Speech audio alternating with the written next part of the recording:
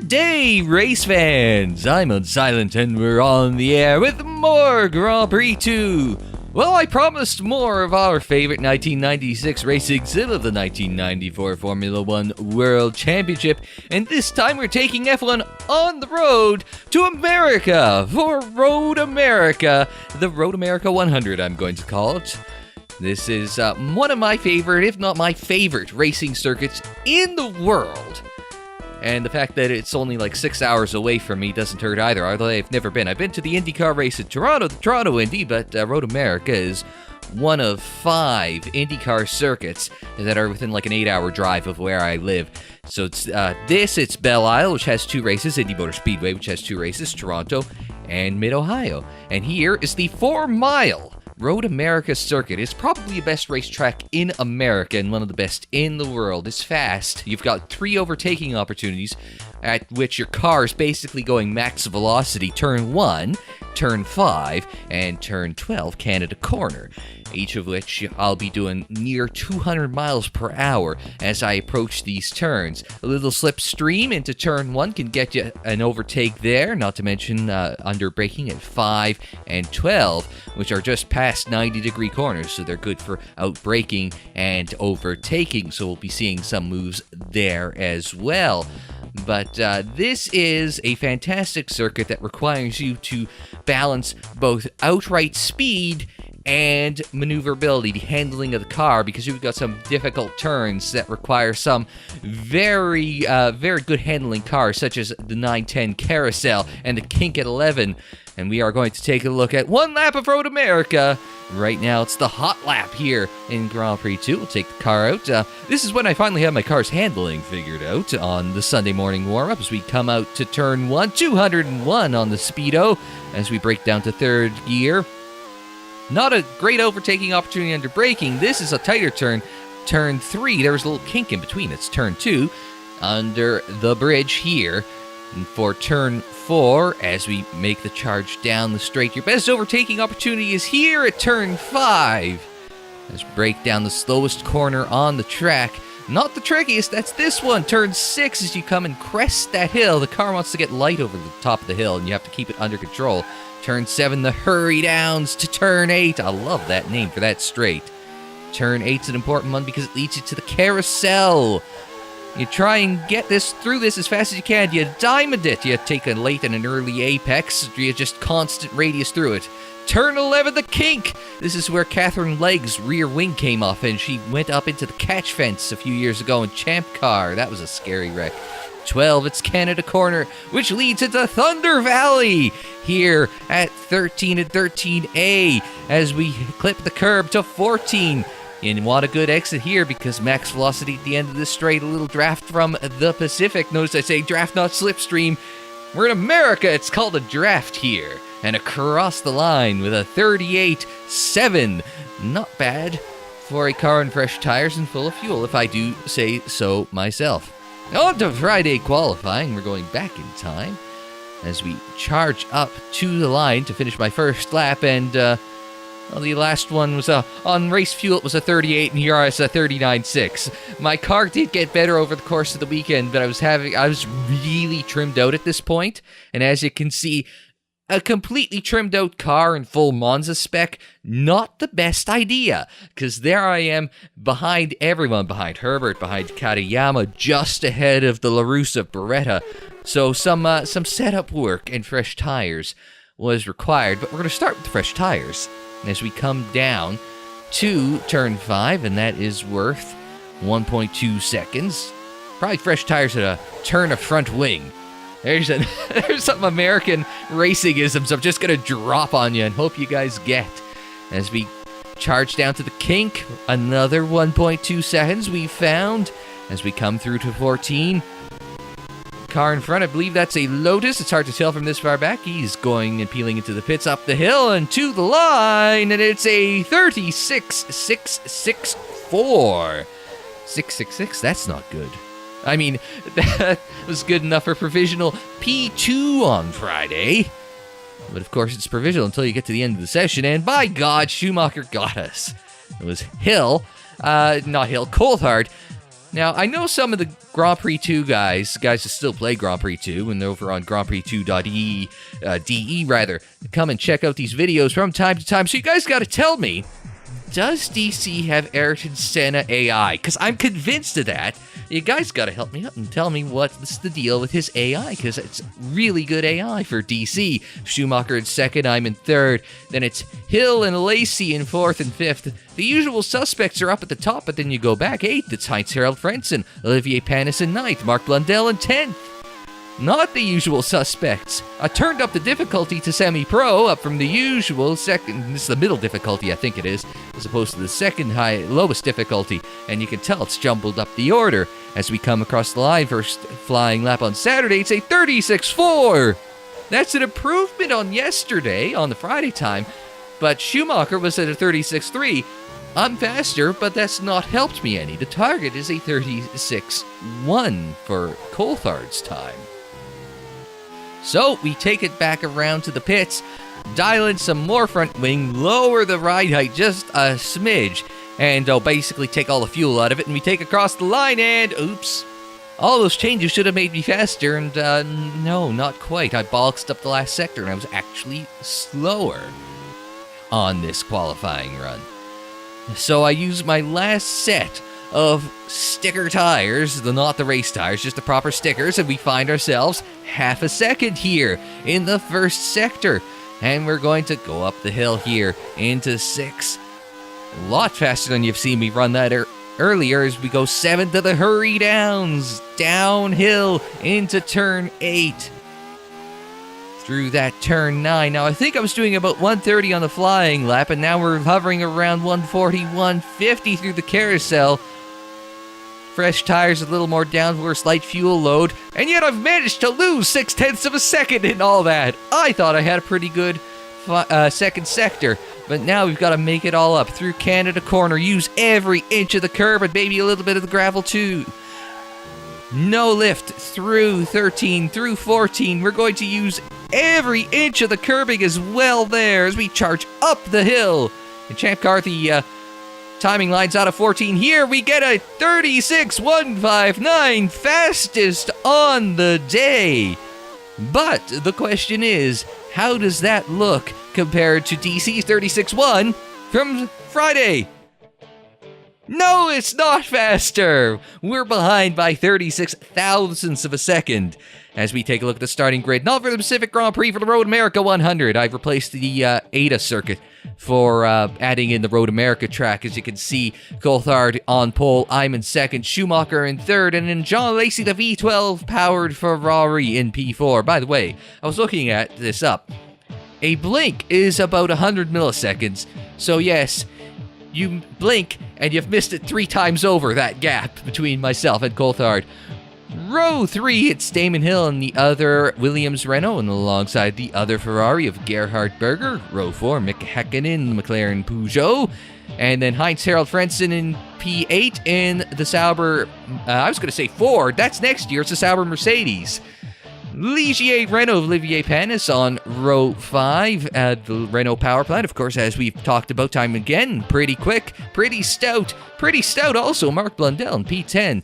I have not used to seeing him up there. I'd expect Katayama based on our earlier races, but I said semi-pro difficulty might have changed that. Verstappen Bernard, row 6, row 7, Pierluigi Martini in the first of the Minardis. Rubens Barrichello, car 14 in P14.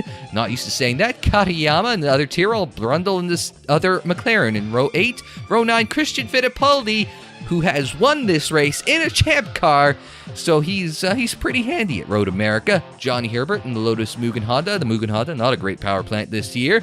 Michele Alboreto in the second Minardi, alongside Andrea De Cesaris in the second Sauber Mercedes in row 10. Row 11, Johnny Morbidelli in the other footwork Ford. How often do we see Johnny behind Christian? And then the LaRousse Ford of Olivier Beretta, just ahead of his teammate Eric Coma in the other LaRousse Ford. Alex Zanardi on row 12. I should have looked up if Alex won. I assume he won this race when he won his Champ Car titles.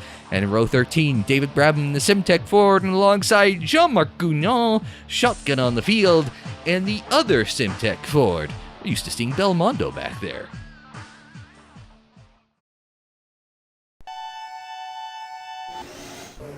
The warning horn goes, the engines come to life, it's race time in Grand Prix 2. It's an IndyCar circuit, no lights, but there's a flag, and I botched the start completely. Green, green, green for the Road America 100. 25 laps, 100 miles, and I bollocked the start, so I got 100 miles to make up for it there. I don't know what I did. Usually I'm pretty good about not jumping the start or thinking about jumping the start, but fortunately the game kind of saved me. I engaged first gear while the flag was still up in the air. I just kind of got a little anxious to get a good start. And speaking of good starts, here goes Schumacher up the inside of Coulthard.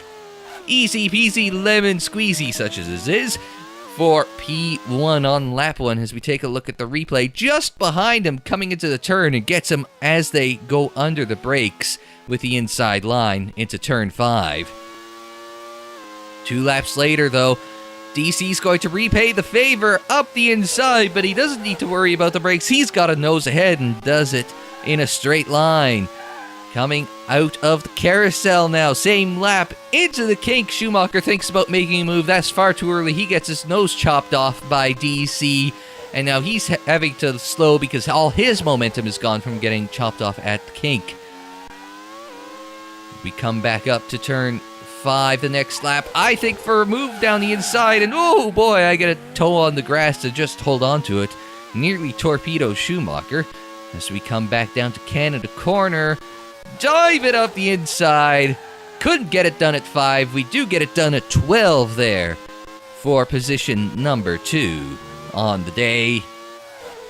But as you can see, I still have a pretty trimmed car. Schumacher's all over the back of me coming out of 14. Pokes his nose out, but he's got a lot of downforce and a lot of drag, and again, ducking out. Just can't quite get all the momentum off the slipstream as I managed to hold him off into turn 1 there. But yeah, the disadvantage of having a trimmed out car is that he is all over the back of me in these twisty bits. You get to a turn, it's basically like I'm driving a bus compared to the other cars. But it does help us go fast. We set the fastest lap of the race right here, 5 laps in. As we close down in Coulthard, we're almost in DRS range, if DRS was a thing. And as we come through the back straight towards Canada Corner, DC's got a really wide Williams, and I bump into the rear tire there as we go into Canada Corner. We've got a good car under us. We're getting in the slipstream. But again, a wide Williams blocking us as we're trying to go by him down the back straight. So we'll use slipstream OP under braking. No. Not that confident on the brakes, and a lack of downforce gives me a longer braking zone. But we're going to try it again into Canada Corner up the inside of DC. And once again, he holds the outside line on me. Not looking good under the brakes is my Jordan as we come out of turn 14. Why I put a cut there, I don't know, but we're gonna slipstream OP once again and buy him on the straight. And that is position number 1. But as you can see, as we come through 6 into 7, who's in the mirrors and filling them up? It's our Williams Renault of David Coulthard. You can practically read all the sponsorship in the on the car in the mirrors as we come through the carousel. And look at him just catch up on me through the carousel. I can get away as we accelerate, but under when we're turning there, he's just all over the back of me again through Thunder Valley and through 14. Again, he's catching up so much. Once we step on the brakes, then it's a big disadvantage for my Jordan, because I'm just trimmed this thing out. As you can see him peeking out in the right mirror, and Michele Alboreto in a Minardi is out. What happened to him? I had to use that again at some point. Yes, Alboreto's engine grenades, and he is out of the race. Lap 14 coming up on lap traffic, one of the Simtex, and oh, I'm so concerned about the lap traffic, I outbrake myself into turn 5, off in the gravel, and there goes DC. And as I struggle to get back to the tarmac, there goes Schumacher as well. So, with 12 laps to go, there's a lot of work to do, but we're quickly back up to Schumacher. Holding station through the kink. That Benetton's getting really wide on the run down to Canada corner. Morbidelli goes into pits. He had a throttle problem. Under braking into Canada corner and will push Schumacher out wide and into the gravel, as you saw right there in the rear mirror. Once more from the replay. I was trying to push him wide, but that's just the line that the assisted keyboard steering chose for me. And now it's a charge with 10 laps and 7 seconds to catch up. Damon Hill, we know the car is fast. Can we do anything with it? Well, fastest lap of the race is going to help. A 40.683, and in a couple laps we've trimmed 4 seconds down to Coulthard, and now a couple laps later we've trimmed it down to just 2 seconds with 4 laps remaining, and you can see him just ahead through turn 2, or 3 rather. As we keep catching up to Coulthard, I don't think we really need to see that I'm only 6/10 behind. I'm right there with Coulthard as we come through 3 and down the back straight in the slipstream of Martini and the other Minardi. As we get a good tow into turn 5, nothing doing there. But lap traffic is going to continue to be our friend through turn 6. The charge to turn 7. DC's going to go side by side with LaRousse through there. That was not an ideal situation, as it cost him all sorts of time to me through the hurry downs into 8 and 9. Now, watch the gap to DC. He's getting away a little bit, but it's not like you would expect. His tires are going off at this point in the race, and I've managed to somehow take care of them. I've set the car up to be easy on the tires, and we look up the inside into Canada corner. Nothing happening this time by, but we've still got 2 1/4 laps to make something happen. And on the last lap but one, we're all over DC in the carousel, right on the back of him at the exit of the carousel. Let's take another look at that on the replay. The Honda Helicam, to use some old kart parlance, as I just try to get a run on DC and end up running up on the rear tire of him. As we come on to the final lap, DC is right there in the slipstream, 2:02 before I hit the brakes. And this is going to be close. The handling of the cars have finally come back to me as I'm catching him through 3 there in the slipstream. How many times do I have to say slipstream OP before it proves me right? And there it does. We get by DC on the run down to turn 5. We charge up the hill to 6. DC is not giving up the battle. There's a car off to the right. Who was that? It's Rubens! My teammate has found his way off the road and missing half a front wing. But that's not going to slow us down. DC is all over the back of us, but we've got a little help from in front of us from one of the Simtecs. And we're going to go right by him and to the line. Victory for the Road America 100!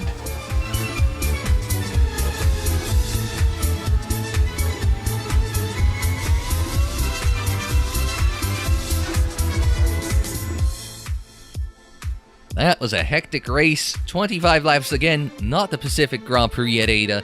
The Road America 100 at Road America, as I like to call it. I've won the race by half a second over DC. That was a battle to the end, but we've had a lot of good battles over the course of this series. Damon Hill in 3rd, Alesi 4th. Schumacher going off the road. It just seemed to all go wrong with him. I don't know if I hit him and he needed to pit or something, but he's back in P5. And then Gerhard Berger rounding out the points. And then Heinz-Harald Frentzen in the Mercedes-powered Sauber. Then Olivier Panis behind him. Ligier Renault Hakkinen dropped back to 9th, unfortunately. Mark Blundell with top 10.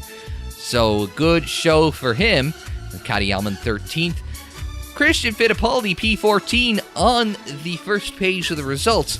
Now, Christian, I did mention, did win this race in Champ Car and kart.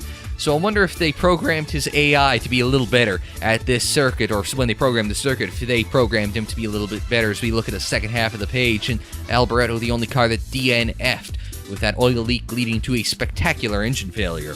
And that is it for this bonus episode of Grand Prix 2. Now, I want you guys to help me out going forward for the next couple of bonus episodes. I want to do 2 more bonus episodes, January and February one. But I'd like some suggestions for some circuits. Maybe a modern circuit that we won't see in the 1995 F1 season or the 1994 F1 season. Maybe a classic circuit that we aren't going to see in 94 or 95. So give me a couple suggestions. Preferably if they're somewhere where I could find the track. So like grandprix2.de like I mentioned earlier. So that is it for this episode of Grand Prix 2. We'll be back next month with another bonus episode. Where will it be at? Well, throw me some suggestions, like I said, and we'll see where we'll go. I don't know, Turkey, Singapore, Baku, something cool like that, you know? Anyway, that is all we have time for in this episode of Grand Prix 2. So, thanks very much for joining me. Like the video if you liked it. Subscribe if you are new. Share on social media. Follow on social media. The social media handle is Unsilent On Air, and that is for Twitter, Facebook, Instagram, and Tumblr. Don't forget you can check out more Grand Prix 2 in the playlist. It's on the screen in the description down below, and more videos anytime on the channel page. And until the next time, I'm Unsilent. Thanks very much for joining me. Like, share, subscribe, and we will see you next time.